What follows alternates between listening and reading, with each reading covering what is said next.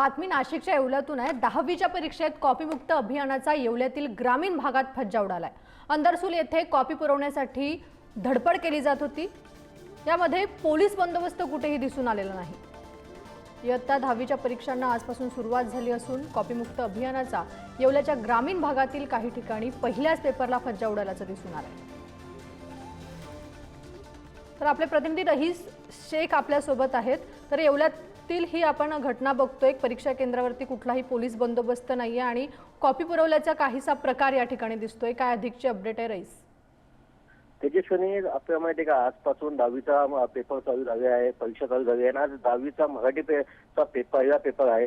त्यामुळे आज केंद्रावर पोलीस बंदोबस्त ठेवण्यात येणार असा दावा जो आहे तो शिक्षण विभागाने केला होता, पण अक्षरशः हा दावा फोल ठरताना दिसत आहे।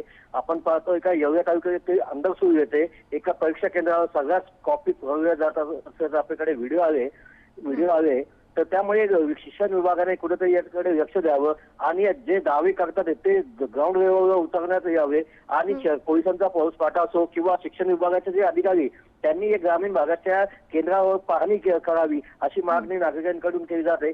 एकूणच शिक्षण विभागाने केलेला 10वी कॉपीमुक्त अभियानाचा फज्जा उडाल्याचा आपल्याला दिसून येत आहे। नक्कीच रईस, धन्यवाद तुम्ही दिलेल्या या माहितीसाठी। तर जालन्याप्रमाणे नाशिकमध्ये सुद्धा अशाच प्रकारची घटना घडली आहे।